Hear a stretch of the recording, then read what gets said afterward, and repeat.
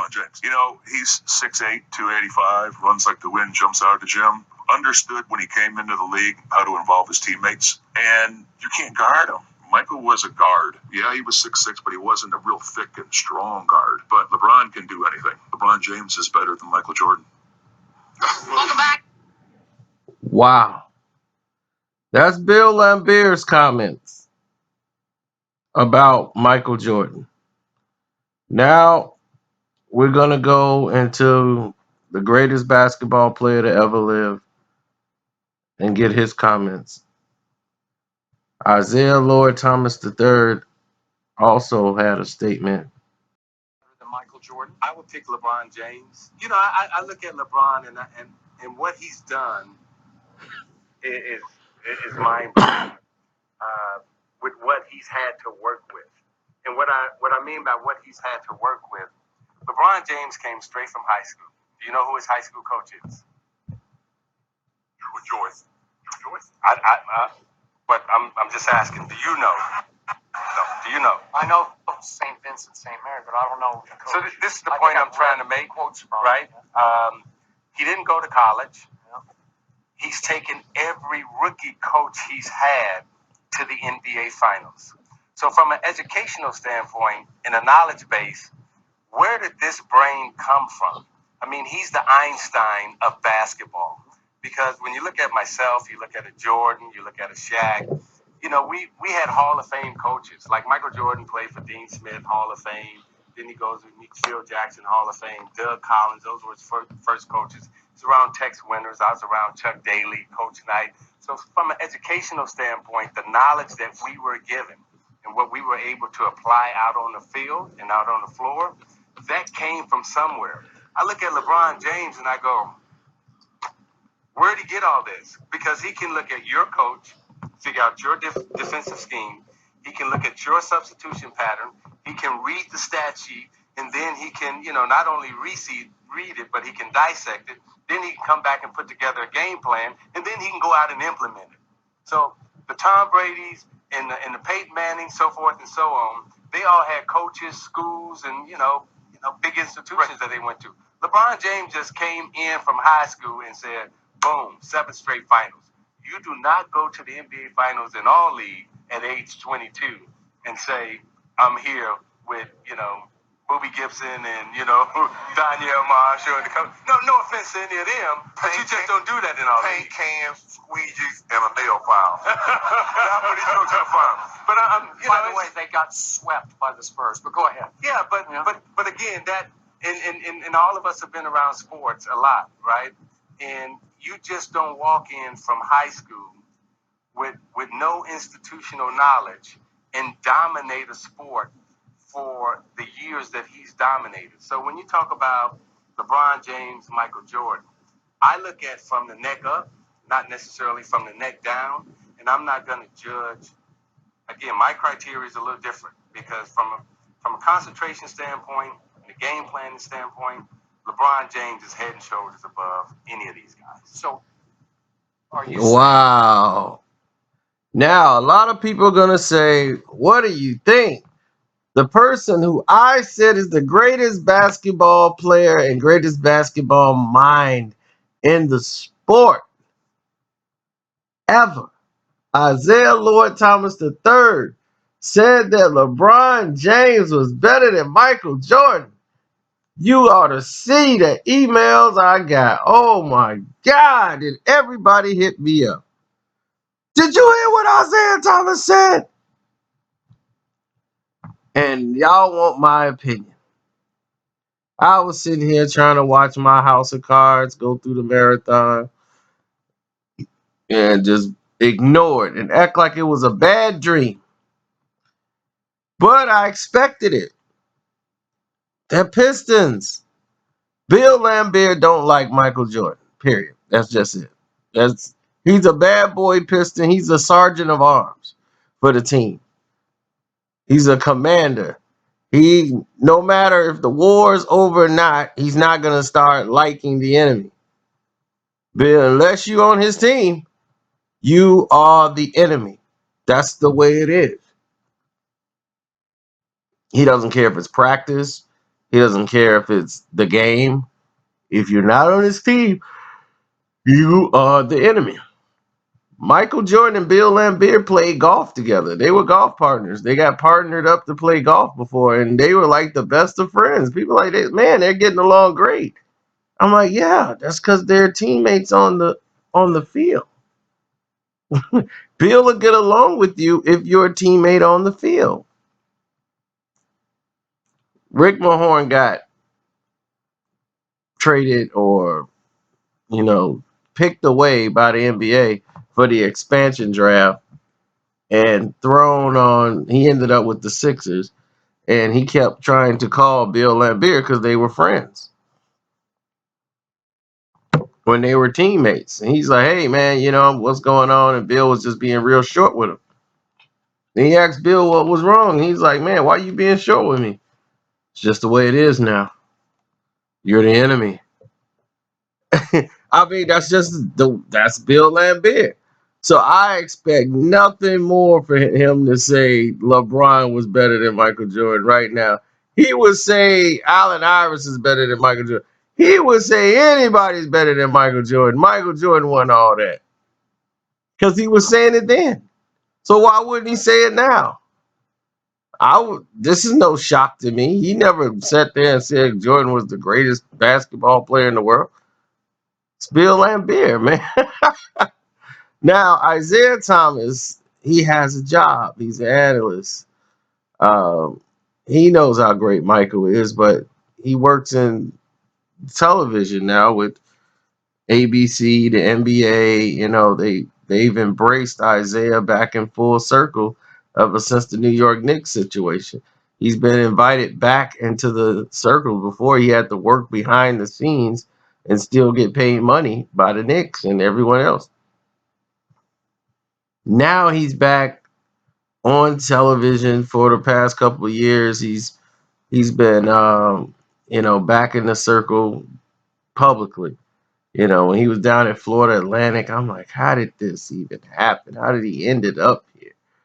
The greatest basketball player in mind there is, and he's just being like basically ostracized out of the entire spectrum of basketball. Then you look at he's happy now. This is the first time I really seen Isiah like happy in a long time. He was bitter for a while, real bitter at the way the league was, the way he was treated, the Indiana thing. He was really bitter about it. Now he's in a different mindset altogether. But he's gonna be. He knows where he's at. He's in the modern league. He's a traditional player. Traditional means old. Modern means young. So for those who are just listening, that's just how you talk in professional terms. When something's modern, it's new or young. Something's traditional, it's old. That's all it means. So Isiah, who's traditional, is having a privileged position to sit there and talk about the modern players of today. So when you do that, and LeBron is the face of the NBA because they made him that, you think he's going to go out there and go against what they're already pushing? He's going to go against what Adam Silver is saying? No. Because the truth of the matter is LeBron James didn't come in with this great basketball IQ. He came in not knowing any plays, not knowing any defensive sets. That's why he was losing all these years. Um, he didn't win until he got on a team with players who was actually coached by college players who could actually train and teach him the game. He couldn't have a coach that was experienced enough to guide him. Mike Brown and all these other coaches, they had to basically condition him and pat him on the back and be like, that's okay, just run what we've been running. And Mike Brown is more of a motivator than an X and O type coach. When he try to run X and O's, players don't normally respect that. So he's more of a player coach, like come on, talk to me. What's going on? The buddy coach. And then it got to the point where LeBron thought they should have him moved and bring in some other coach that would basically go along with LeBron's plan of not being coached and playing the way he wants to play. Sub out who LeBron wants to sub out. That's what he wants, control. They got the film coach and Eric Esposa over there in Miami. Shane Battier taught him. When Shane Battier went to Miami, he's the one that taught LeBron James how to read defenses, how to do certain sets. Because if you watch the games, LeBron James is just getting by on his athletic ability. For to be that size, to be 280 and can move up and down the court like this. This is the reason why. Plus, Bill Laimbeer also works with the NBA also. You know, he coached the Detroit Pistons. I mean, the Detroit Shock, the WNBA team. I think they won two WNBA championships. He got an assistant coaching job. They don't want to give Bill Laimbeer a head coaching job. Why? I have no idea.